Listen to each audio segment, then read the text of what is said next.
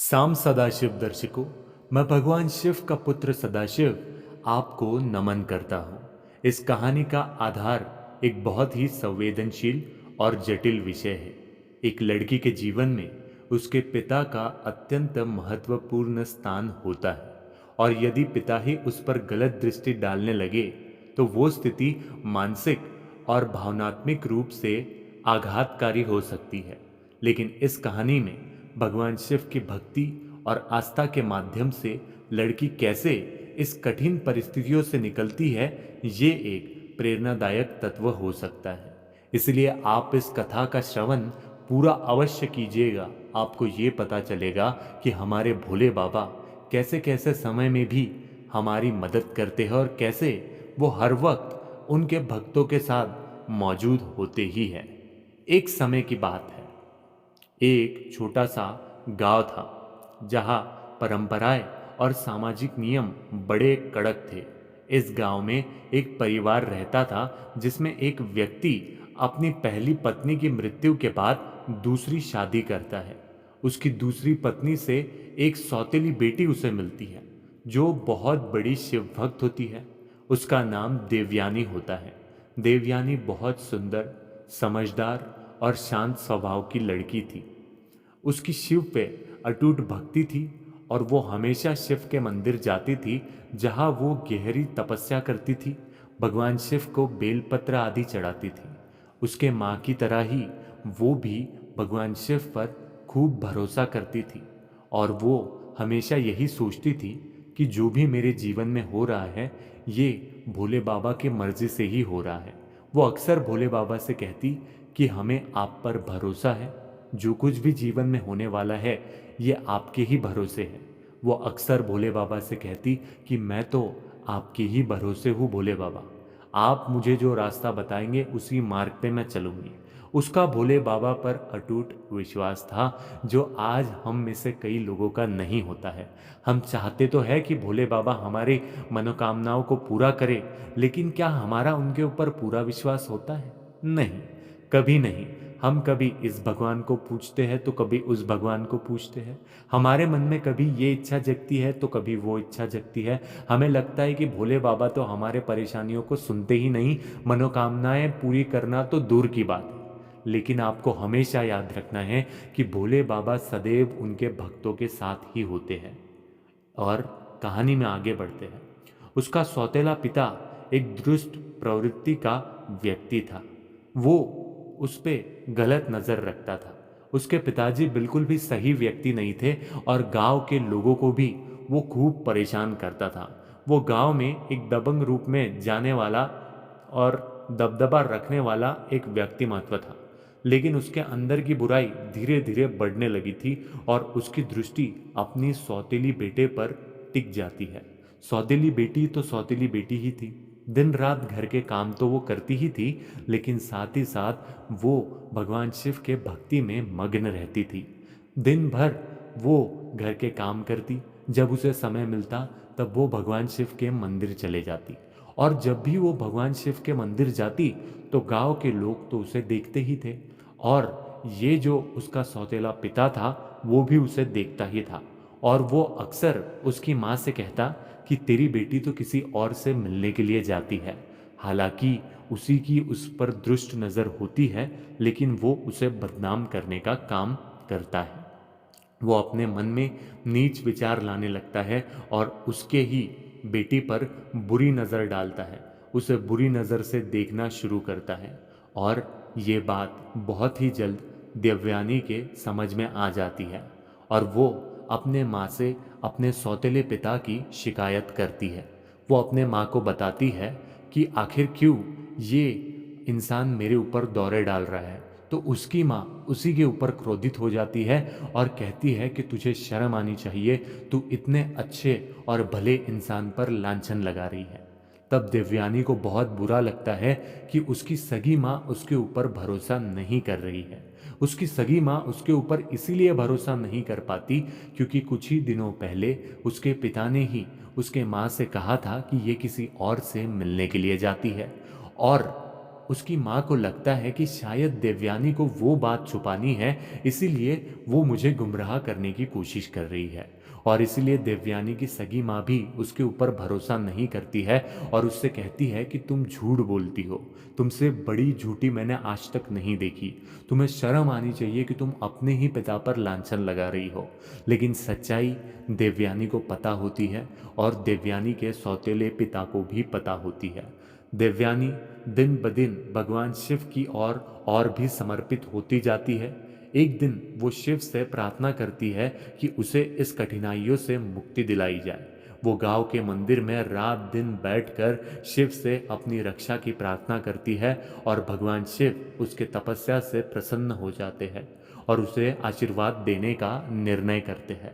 जब ये सब माजरा भगवान शिव तक पहुंचता है तो उन्हें कलयुग कितना खराब है ये पता चल जाता है कि लोगों की क्या प्रवृत्ति है ये भी वे जान जाते हैं।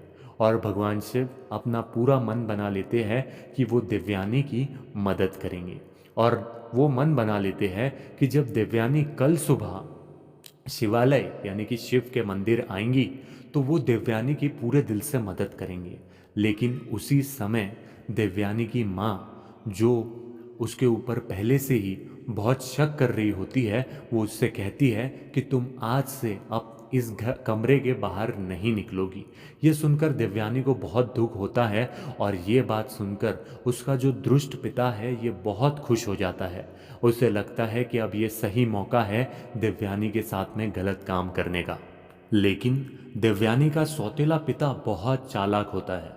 उसे पहले से ही इस बात का भले भांति ज्ञान होता है कि अगर मैंने देवयानी के साथ कुछ भी गलत हरकत की तो वो गांव में आक्रोश पैदा करेगी, गांव के लोगों को बता देगी कि मैंने उसके साथ क्या किया है। और इसीलिए देवयानी के पिता गांव के लोगों के बीच उसकी बदनामी करना शुरू कर देते हैं। क्योंकि देवयानी गांव में दिखाई नहीं देती है तो गांव के लोग अक्सर देवयानी की माँ से और पिता से उसके बारे में पूछते थे।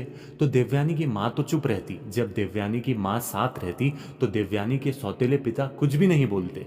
लेकिन जब माँ साथ नहीं होती तो वो लोगों के कान भरते, उन्हें बुरा भला बताते, उन्हें बताते कि उनकी बेटी आखिर कितनी बुरी है, उन्हें बताते कि वो बदचलन है, बदसूरत है, अच्छी नहीं है, बेहया है। ऐसी उसकी बदनामी पूरे गांव में उसके सौतेले पिता करते ही रहते हैं। वो इतना दुष्ट था कि वो गांव में लोगों से कहता कि उसकी सौतेली बेटी का चरित्र ठीक नहीं है और वो दूसरों के साथ गलत संबंध रखती है। ये खबर गांव में आग की तरह फैल जाती है और लोग देवयानी को बुरी नज़र से देखना शुरू कर देते हैं। देवयानी को बहुत दुख होता है जब उसे ये सारी बातें पता चलती है, लेकिन उसकी आस्था अडिग रहती है।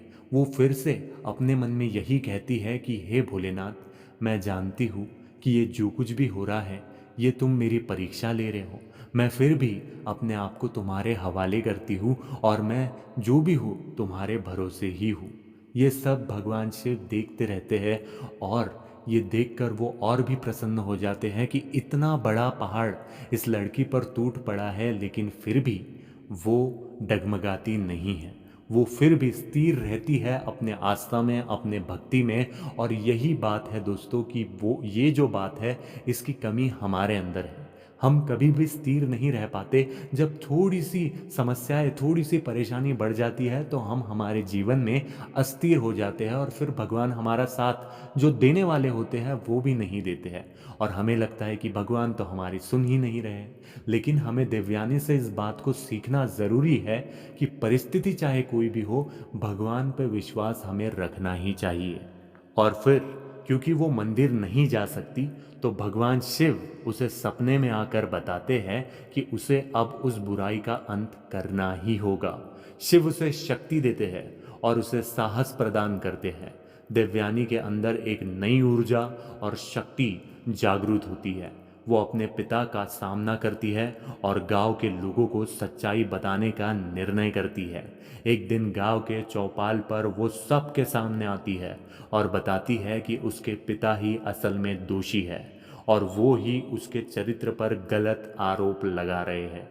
देवयानी के साहस से गांव के लोग बहुत चौंक जाते हैं। जो व्यक्ति कभी कुछ ना बोलता, अगर वो व्यक्ति पूरे मन भाव से कुछ बोलना शुरू कर दे और उसके ऊपर भगवान शिव की कृपा हो, तो मजाल है किसी की कोई उसके ऊपर भरोसा नहीं करेगा। जो व्यक्ति उसके ऊपर भरोसा नहीं भी करता था, उसे भी उसके ऊपर भरोसा होने लग गया, क्योंकि उसके वाणी में भगवान शिव की ताकत थी। ये मेरे भोले की ताकत है। उसके वाणी में भगवान शिव की इतनी ताकत थी कि गांव के बुजुर्ग और मुखिया उसकी बात सुनते ही और उसके पिता को बुलाया जाता है। जब उसके पिता पर सवाल उठते हैं तो वो झूठ बोलने की कोशिश करता है, लेकिन भगवान शिव की कृपा से सच्चाई सबके सामने आ जाती है। शिव की कृपा से देवयानी का सामना और सच्चाई की जीत हो जाती है, और इसीलिए गांव के लोग देवयानी को और अच्छी नज़र से देखना शुरू करते हैं। गांव के लोगों के नज़र में देवयानी का सम्मान बढ़ जाता है। उसके पिता को गांव से निकाल दिया जाता है और देवयानी की पूजा और भक्ति को गांव वाले सम्मान देते हैं। भगवान शिव की भक्ति और आस्था के बल पर देवयानी ने न सिर्फ रक्षा करती है, बल्कि अपने आत्मसम्मान की भी रक्षा करती है। वो खुद की तो रक्षा करती है, लेकिन आत्मसम्मान की भी रक्षा करती है। अगर आपने इस कथा का पूरा श्रवण पूरे ध्यान से किया है तो आप जानते हैं कि ये देवयानी नहीं है, ये मेरा भोला है, ये भगवान शिव है। इस कहानी के माध्यम से हमें एक संदेश मिलता है कि कठिन से कठिन परिस्थिति में भी हमें हमारी आस्था और भक्ति पर किसी प्रकार का कोई संदेह नहीं करना चाहिए, क्योंकि अगर आप अपनी आस्था और भक्ति पर संदेह करोगे तो आप सीधा उस भोलेनाथ पर संदेह कर रहे हो, और उसके लिए असंभव कुछ भी नहीं, उसके लिए सब कुछ संभव है। वो बड़े से बड़े पहाड़ को भी मिटा सकता है, हिला सकता है। इसलिए भगवान शिव पर अपनी पूरी आस्था बनाए रखें, और ऐसे ही कथाओं को सुनने के लिए साम सदाशिव नाम के इस चैनल को सब्सक्राइब कीजिए, क्योंकि अगर आप साम सदाशिव इस नाम से भी जुड़ जाते हैं तो आपकी मनोकामनाओं की ध्वनि भगवान शिव तक तुरंत ही पहुंचेगी। अगर आप अभी तक इस कथा का श्रवण कर रहे हैं तो पूरे दिल से आपका बहुत बहुत आभार। साम सदाशिव, हर हर महादेव।